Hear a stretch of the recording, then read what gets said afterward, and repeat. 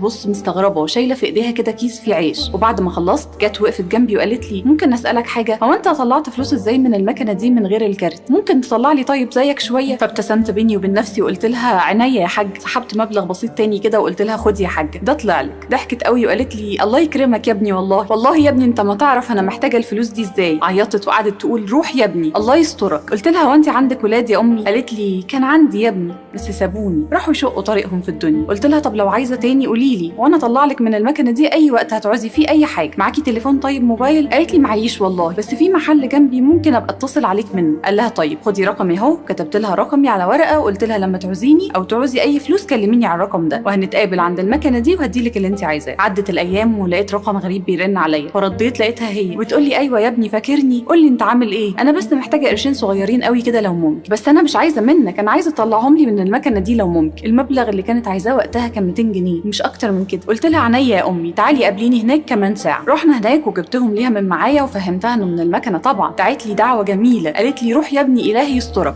وما يفضحكش ويداري عنك كل الشر وتبقى حياتك جنه. بيقول اتكرر اتصالها حوالي 5 مرات في اوقات متباعده وكل مره برضه هو مبلغ يمكن اقل من اللي قبله لحد ما عدى تقريبا سنه كامله ما اتصلتش خالص وانا الدنيا كانت واخداني. فكلمت الرقم اللي كانت بتكلمني منه عشان اشوف هي فين وحالها بقى اعمل ايه. قلت لها سلام عليكم لو سمحت هي الحاجه اللي كانت بتكلمني من عندك فين؟ عايزه اكلمها لو سمحت. قال لي تقصد الحاجه ام محمود؟ البقاء لله توفت من 3 شهور. هو حضرتك اللي كنت بتديها الفلوس؟ انا مستنيك ضروري وما كنتش عارفه اوصل لك ازاي. استاذنك تعالى لي عشان عاوزك. فوصف لي العنوان ورحت. اول ما وصلت قال لي والله انت راجل محترم ربنا يكتب لك الخير في طريقك. الست ام محمود حكت لي كل حاجه قبل ما تموت. هي كانت بتاخد منك الفلوس دي عشان تجمع فلوس للكفن والدفن ومصاريف اخرتها لانه هنا محدش بيسال على حد يا استاذ، ولما حوشتهم كلهم اديتهم لي وحكت لي على كل حاجه ووصتني انها لما تموت اكلمك واقول لك تروح لها تقرا لها الفاتحه عشان تسترها في الاخره زي ما سترتها في الدنيا. شاور لي على المقابر وانا عينيا كلها دموع ومش قادر امسك نفسي. وكمل وبيقول انا ومراتي كنا واقفين يومها على الطلاق وعرفت ان ربنا سخرها ليا عشان استرها عشان اكون سبب في انها ما تتبهدلش رغم انها لا تعرفني ولا اعرفه ولا عمري حتى كنت بسحب فلوس بالطريقه دي قبل كده. دي كانت اول مره اجرب الطريقه دي ويومها ربنا سترني انا كمان من دعواتها ليا. ولقيت مكالمه من مراتي بتقولي انا بحبك ومش عايزه نسيب بعض رغم انها كانت مكبره ومعنده وبيتنا واقف على الطلاق. ربنا سترني وقبل دعوه الست دي والبيت ما تهدش. حقيقي القصه دي فهمتني انه ازاي ربنا بيستخدمنا لبعض وازاي اننا اسباب في حياه بعض وان الست دي دعت ربنا يسترك يا ابني من قلبها فربنا وقف لها اللي يقف جنبها وما يسيبهاش. وانا كمان ربنا سترني. اللي هتعمله في حياتك كله هيترد لك وعملنا في الدنيا هو الباب اللي بتدخل منه لكل امنيه عايز تحققها.